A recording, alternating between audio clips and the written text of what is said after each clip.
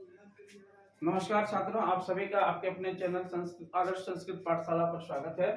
आज मैं आप लोगों के लिए परीक्षा के लिहाज से बहुत ही महत्वपूर्ण संस्कृत विषय का कुछ चुनिंदा अनुवाद लेकर उपस्थित हूँ, जो अक्सर परीक्षाओं में पूछे जाते हैं। तो यहाँ पर आप देख रहे हैं कि एक तरफ हिंदी के वाक्य हैं और दूसरी तरफ उसका संस्कृत में अनुवाद किया हुआ है। तो यहाँ पर हम एक एक वाक्य को देखेंगे और उसका संस्कृत में अनुवाद जो किया हुआ उसको देखेंगे।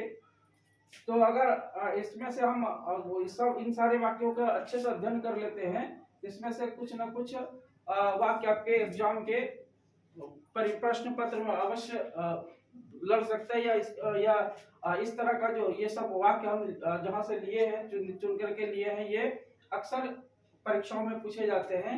इसलिए ये आपके परीक्षा के लिहाज से भी बहुत महत्वपूर्ण है। तो यहाँ पर क्या है, सबसे पहला वाक्य देखते हैं हिंदी में, ज्ञान से विद्या की प्राप्ति होती है। तो इसको संस्कृत में अनुवाद कैसे करेंगे? विद्याया, विद्याया का मतलब क्या हो गया कि विद्या की, ज्ञानम, ज्ञान मतलब ज्ञान से, तो विद्याया ज्ञानम प्राप्यते, इसका मतलब क्या हुआ, विद्या से ज्ञान की प्राप्ति होती है। दूसरा वाक्य है भिक्षुका, भिक्षुक को धन दो, इसका संस्कृत क्या करेंगे? भिक्षुकाय धनम देहि, मतलब इसमें क्या है, चतुर्थी विभक्ति है। इसके लिए राम एक अनुशासित छात्र है, रामः एकः अनुशासितः छात्रः अस्ति। इसके बाद चौथा वाक्य है, पेड़ से 3 पत्ते गिरे थे, जिसका संस्कृत क्या बनाएंगे? वृक्षात त्रीणि पत्राणि पतितः आसन, वृक्षात त्रीणि पत्राणि पतितः आसन। उसके बाद कवियों में कालिदास श्रेष्ठ हैं, कविषु कालिदासः श्रेष्ठः। उसके बाद 6 नंबर है, हिमालय से गंगा निकलती है, हिमालयात गंगा प्रभवती। उसके बाद 7 नंबर है, मुझे संस्कृत अच्छी लगती है, मह्यम संस्कृतम रोचते। इसके बाद है 8 नंबर में, वह चोर से डरती है। तो सा मतलब ये स्त्रीलिंग शब्द है वह, इसलिए इसके लिए सा आया है। पुल्लिंग शब्द रहता तो सह आता, तो यहाँ पर सा है लड़की के लिए। सा चौरात विभेति, इसका मतलब वह चोर से डरती है।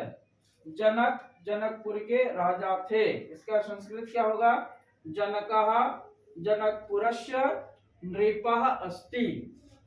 उसी तरह से 10वां वाक्य है, वह कलम से लिखता है, तो क्या लिखेंगे? सह कलमेन लिखती।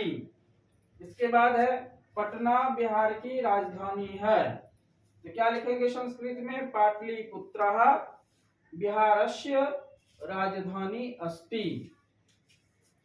और अंतिम है 12 नंबर में, भारत की उत्तर दिशा में हिमालय है, इसको कैसे बोलेंगे संस्कृत में? भारतस्य उत्तर दिशि हिमालयः वर्तते। तो इस तरह से आपने देखा कि ये 12 वाक्य को हम लिए हैं, और जो कि परीक्षा के लिहाज से बहुत महत्वपूर्ण है। ये सब वाक्य जो है अनुवाद करने के लिए प्रश्न पत्र में बार बार पूछा गया है, और उसी में से चुन करके हम यहाँ पर कुछ 12 वाक्य लिए हैं।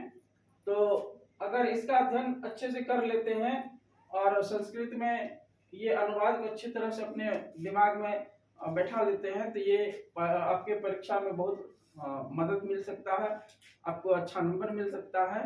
तो इसलिए आज के वीडियो में इतना ही। आगे के वीडियो में पुनः हम कुछ और सामग्री को लेकर के, परीक्षा के लिहाज से जो महत्वपूर्ण है उसको लेकर के आपके सामने आएंगे। आप अभी तक अगर इस चैनल को सब्सक्राइब नहीं किए हैं तो कृपया चैनल को सब्सक्राइब करें और बेल आइकन भी दबाएं, ताकि हमारे और भी वीडियो आप देख सकें। बहुत बहुत धन्यवाद।